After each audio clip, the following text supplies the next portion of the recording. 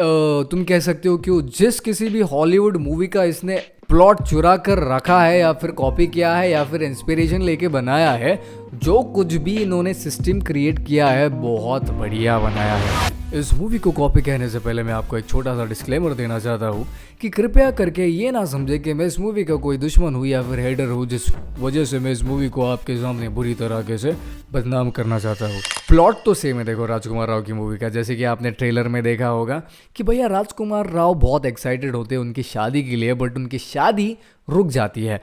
किस वजह से? क्योंकि वो एक ही दिन में अटका पड़ा है और वो इतनी सारे हथकंडे अपना कर भी वो उस दिन से बाहर नहीं निकल पा रहा है। जैसे ही वो उस दिन सोता है, दूसरे दिन वापस उसी दिन में उगता है और बाकी सारे रीसेट होते हैं। पर वो जो इंसान है वो ऑलरेडी उसने बहुत बार जिया है, पर बाकियों ने नहीं जिया है, उनके लिए वो बस पहली पहली बार का है। बस सेम प्लॉट एक मूवी है हॉलीवुड की जो कि इससे पहले निकली थी, जिसका नाम है हैप्पी डेथ डे। अब इसमें हीरोइन के साथ क्या होता है कि उसका बर्थडे होता है, पर दिन के अंत तक आते आते इसका कोई अंत कर देता है, मतलब इसका मर्डर कर देता है। अब वो मर्डर कौन करता है, कैसे करता है, क्यों करता है, इन सारे रीजंस को ढूंढने के लिए हमें ये मूवी देखनी पड़ती है। यही प्रॉब्लम है कि उस मूवी में लास्ट तक पता नहीं चलता कि उसे कौन मारता है, क्यों मारता है, किस लिए मारता है और इस साइकिल से बाहर निकलने के लिए उसे क्या करना पड़ेगा। अब सेम राजकुमार राव जैसे अपने हथकंडे यूज़ करता है कि लोगों से प्यार से बातें करता है, लोगों को इग्नोर नहीं करता है, ईगो छोड़ देता है, सारी चीज़ें त्याग देता है, पैसा पानी सब चीज़ें त्याग देता है, वैसे ही इस मूवी में लड़की भी सेम चीज़ करती है। वो हर चीज़ त्यागने को तैयार है, वो हर हथकंडा अपनाने को तैयार है, वो हर इंसान से प्यार से बात करने को तैयार है, अपने दुश्मन बनाने से वो पीछे हट रही है, हर चीज़ शुरू में कर देती है। शुरू में इतनी डरी हुई होती क्योंकि उसको हर रात एक नए तरीके से मरना पड़ता है। आपको कैसे लगेगा कि आप आज जल के मरे, कल कट के मरे, परसों आपकी सांस दब के मर गई, कल परसों आपके सर पे किसी ने हथौड़ा मार दिया, आप मर गए। हर बार किसी न किसी तरीके से वो मर जाती थी, बट एज ऑप्शन उसमें से वो डर निकल गया। अब वो बन गई खूंखार। अब खूंखार बनने के वजह से वो ढूंढने लगी कि उसका खूनी कौन है।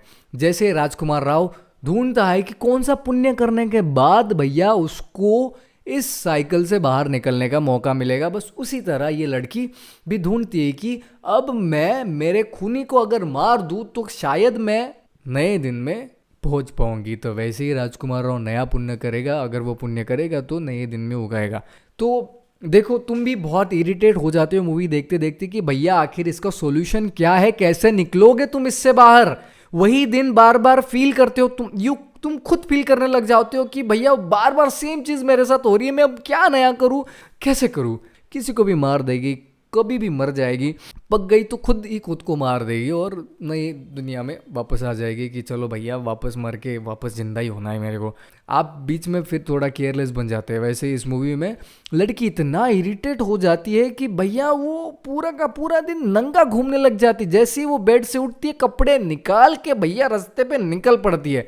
लोग उसे देखती है, रैंडमली अंधाधुंध कुछ भी मस्ती मचाती है भैया। ये लड़की बिल्कुल फेयरलेस हो जाती है। वैसे राजकुमार राव पक पक के इंडियन उसे समझ में आता है कि स्पॉइलर अलर्ट। समझ में आया? यहाँ तक वीडियो देखा है? अगर इसके आगे देखना है तो मूवी देख के आओ, अदरवाइज तुम बोलोगे कि I don't care spoiler boiler जो कोई भी आए मेरे लाइफ में, मैं फिर भी मूवी देखना पसंद करूँगा।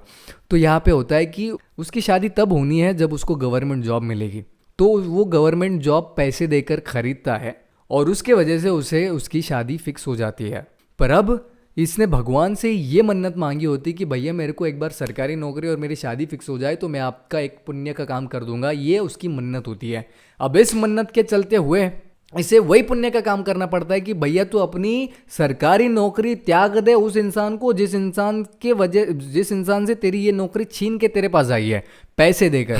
तो ये इन दी एंड वो नौकरी त्याग देता है और शादी को करने से मना कर देता है शादी के मंडप में और अपना गलती मंजूर कर लेता है। बट फिर भी लोग मान जाते हैं और इसकी शादी करवा देते हैं। Movie and. Talking about Hollywood movie, भैया बहुत क्रेजी मूवी है। ये फैमिली कंटेंट है। हॉलीवुड वाला अकेले देखने वाला कंटेंट है, पर बहुत मज़ेदार है भैया, मज़ा आ जाएगा। मज़ा मतलब कांटे वाटे सब आ जाएंगे, हर तरीके से मरने का मज़ा आपको मिल जाएगा इस मूवी में।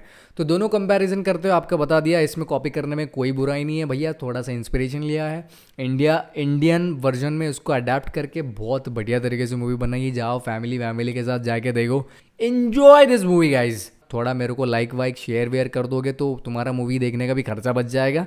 अंडरस्टूड। आपका हमारी वीडियो देखने के लिए बहुत बहुत शुक्रिया। सुनते रहिए, stay tune with RJ Vikram again and again.